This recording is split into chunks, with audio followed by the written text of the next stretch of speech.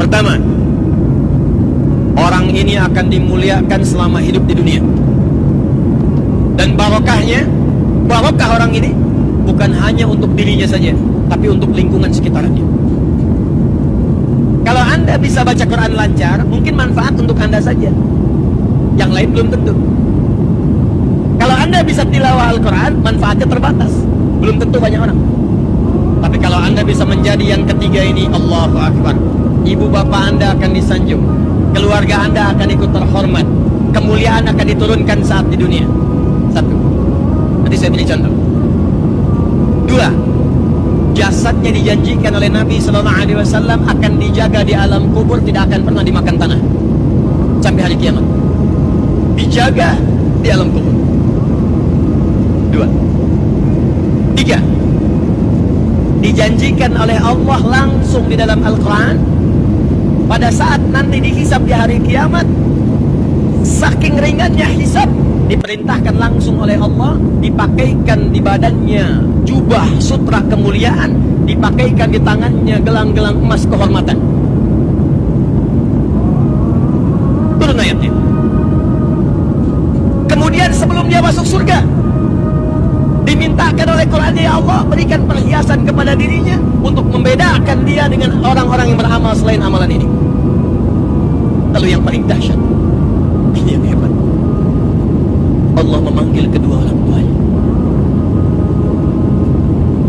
ibu yang telah mengandungnya, bapak yang telah merawatnya.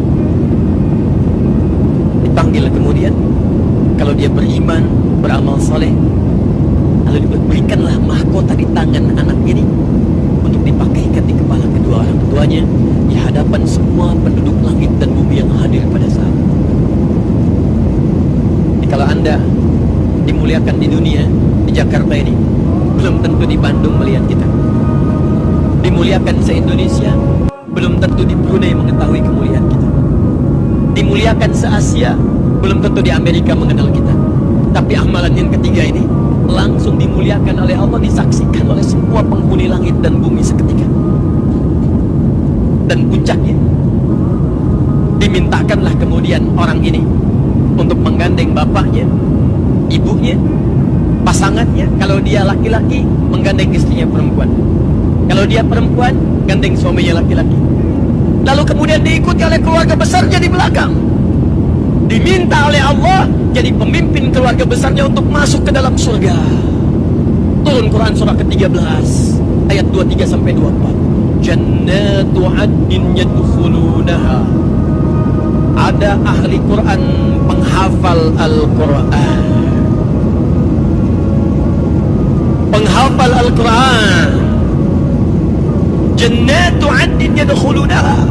Ada penghafal Al-Quran yang benar menghafalnya, kata Allah, aku akan berikan kesempatan dia masuk surga lewat surga Aden, dan akan memasuki semua pintu surga yang aku siapkan. Jadi ada orang yang masuk pintu Ar-Rayyan saja ahli puasa, ada orang masuk pintu tahajud ahli tahajud, ada orang masuk pintu sedekah ahli sedekah, 8 pintu surga. Tapi ahli Al-Quran, kata Allah, yang ini dia akan masuk ke semua pintu surga itu lewat surga Aden. Ayatnya belum selesai. Wa man salaha min abaihim, bapaknya yang saleh, ibunya yang saleh, yang sabar mendidik anaknya di ahli Quran, yang sabar menghafal Quran bersama anaknya. Bapaknya belum hafal, anaknya hafal. Bapak cuma 1 juz, anak 30 juz. Ibu setengah juz, anak 30 juz. Cuma sabar. Itu kata Allah, diperintahkan gandeng bapak, gandeng ibumu. Quranmu memberikan syafaat kepada kedua orang tuamu yang sabar dalam mendidikmu. Wa azwajihim, dan pasangan-pasangan mereka. Jadi kalau suami gandeng istri, istri gandeng suami.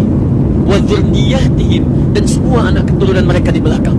Wal malaikatu yadkhuluna 'alaihim min kulli bab, dan mereka diparadekan melewati semua pintu surga, disambut oleh semua malaikat. Salamun alaikum bima sabartum. Dikatakan kepada keluarga besar ini, kata para malaikat semuanya, selamat, selamat bisa lewat sini karena Anda sabar selama di dunia. Sabar, sabar untuk menghafal Quran, sabar untuk menjadi ahli Quran, fa ni'ma uqbadar. Maka sekaranglah balasan dari semua kesabaran yang telah kalian tenun saat di dunia itu. Silahkan nikmati surga yang belum pernah diberikan pada siapapun kecuali untuk kalian saja dengan semua kenikmatannya saat. Ahli Quran. Yang ketiga adalah ahli Quran yang berusaha mengupgrade dirinya pada tingkat yang ketiga, yaitu menjadi penghafal Al-Quran. Hafal Quran. Beda Pak, lain. Dah. Silahkan. Anda kalau tidak percaya, Allah mustahil menyalahi janjinya. Innallaha la yukhliful mi'ad. Nabi mustahil keterangannya keliru, mustahil. Beliau shadiqul amin. Yang pertama dimuliakan di dunia, silahkan cik. Yang hafal Quran, anak. Yang ikut mulia bapak ibu. Dan Najah di samping saya. Ada Musa sebelumnya. Ada Ahmad Kamil. Yang hafal Quran anak. Saya tahun lalu menjadi Amirul Hajj, diutus dari kedutaan Saudi untuk membawa 350 orang berhaji spesial khusus. Mereka tidak bayar, tidak nunggu ONH plus, lebih daripada yang plus, lebih daripada yang biasa. Begitu berangkat ke sana, saya pikir siapa yang saya bawa? Allah di antara mereka ahli Quran. Yang hafal Quran, Ahmad dan Kamil, dua anak kecil. Yang ikut hajinya, ibunya, gurunya, perawatnya, teman-temannya. Yang hafal Quran anak kecil dari Kalimantan. Yang ikut kemudian hajinya, bapaknya, ibunya, saudaranya. Jikalau sudah ada ahli Quran di rumah kita, ahli Quran di kampung kita, ahli Quran di kota kita, maka Quran akan memberikan cahaya kepada semua yang ada di lingkungan orang itu. Quran diturunkan oleh Allah lewat malaikat Jibril. Malaikat Jibril naik status menjadi Sayyidul Malaika, pemimpin semua malaikat. Quran diturunkan pada Nabi Muhammad. Nabi Muhammad langsung naik status menjadi Sayyidul Anbiya wal Mursalin. Quran turun hari Jumat, Jumatnya menjadi Sayyidul Ayyam. Quran turun di satu malam, malamnya menjadi Lailatul Qadar. Quran turun di Mekah, Mekahnya diberkahi. Yang tidak ada di situ. Quran turun di Yathrib, Yathribnya berubah menjadi Madinah Al-Munawwarah. Quran turun dimanapun, dia akan memberikan cahaya kepada orang yang ada di sekitarnya. Tapi apakah semua penghafal Quran bisa mendapatkan kemuliaan itu? Tidak. Karena kata Allah, penghafal Quran dibagi kepada 3 bagian. 1. Penghafal Quran yang keliru, hafal 30 juz, tapi keliru menghafalnya. Bukan keliru bacaan, bacaannya fasih, benar makhrajnya, benar sifat hurufnya, sempurna, nggak ada yang salah. Cuman sayang kata Allah, ada yang zalim dalam perilakunya. Nanti kita baca ayatnya. 2. Penghafal Quran yang baru bisa menghafal, belum bisa beramal. 3. Ini yang sedang kita akan capai insya Allah. Penghafal Quran yang hafal Qurannya dan bersegera berbuat baik dengan mengamalkan isi kandungan Qurannya.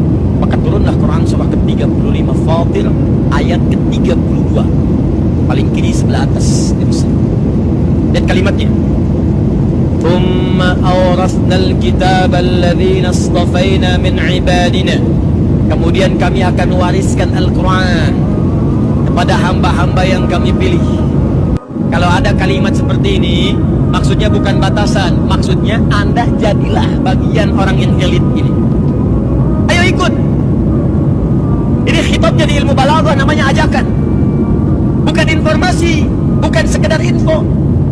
Oh berarti saya tidak terpilih, bukan begitu cara menyempurnakannya. Bukan begitu cara memahaminya. Kata Allah, saya akan pilih di antara hambaku untuk saya wariskan Al-Quran. Nah kita jadilah bagian hamba yang dipilih itu. Caranya ikhtiar. Siapa hamba-hamba itu? Kata Allah sayang, faminhum muqtasid. Sudah saya pilih, cuman sayang gak sempurna dia dalam menunaikannya, menyelewengkan ayat-ayat yang dia hafalkan. 1. Zalimun linafsi, penghafal Quran yang zalim. Zalim menempatkan sesuatu bukan pada tempatnya. Gelas untuk minum, gayung untuk mandi. Ada orang minum pakai gayung, mandi pakai gelas. Zalim. Ada orang hafal qul huwallahu ahad, Allahus samad. Qul huwallahu ahad, katakan hanya Allah Tuhan yang esa. Hafal suratnya, sempurna bacaannya, nggak ada yang salah. Kemudian makhrajnya, sifat hurufnya, matnya, waqaf ibtidahnya, sampai gharib muskilahnya, nggak ada yang salah. Cuman sayang hafalan itu tidak digunakan dalam hidupnya. Lisannya bisa mengatakan semua agama sama, menuju pada Tuhan yang sama. Cuman caranya beda-beda. Zalimun li nafsi. Jadi tidak sama antara perkataan dengan perilaku, tidak sama antara perilaku perkataan dengan ayat Quran yang dia hafalkan. Zalim. Nah, yang begini kita doakan. Ajaran kita mengajak, bukan mengejek. Saya tidak pernah mengajarkan Anda untuk mengejek orang lain. Ya, merangkul bukan memukul. Ada orang salah, mungkin kurang ilmu, kita luruskan, sampaikan sudah. Doakan dengan baik supaya dia berubah. Apa ada di antara kita menginginkan saudaranya masuk neraka? Jangan cari musuh ya. Cukup setan jadi musuh kita sudah berat. Jangan cari yang lain. Dan cukup satu saja, setan sampai hari kiamat. Dua, wa minhum muqtasid. Ada penghafal Quran yang paket hemat. Paket hemat untuk dirinya saja, belum bisa berbagi.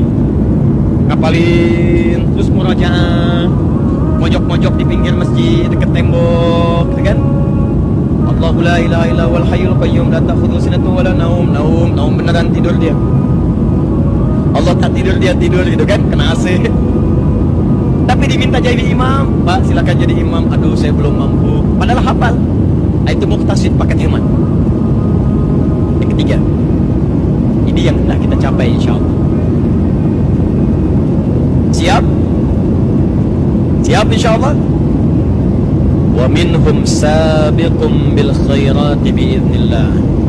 Menghafal Quran yang benar, walaupun dia belum hafal 30 juz.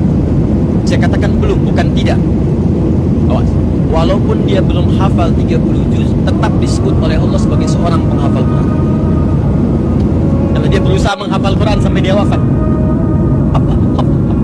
Sabiqum bil khairati biiznillah. Dengan izin Allah, dia cepat mengamalkan ayat-ayat yang telah dia hafalkan itu untuk berbuat baik.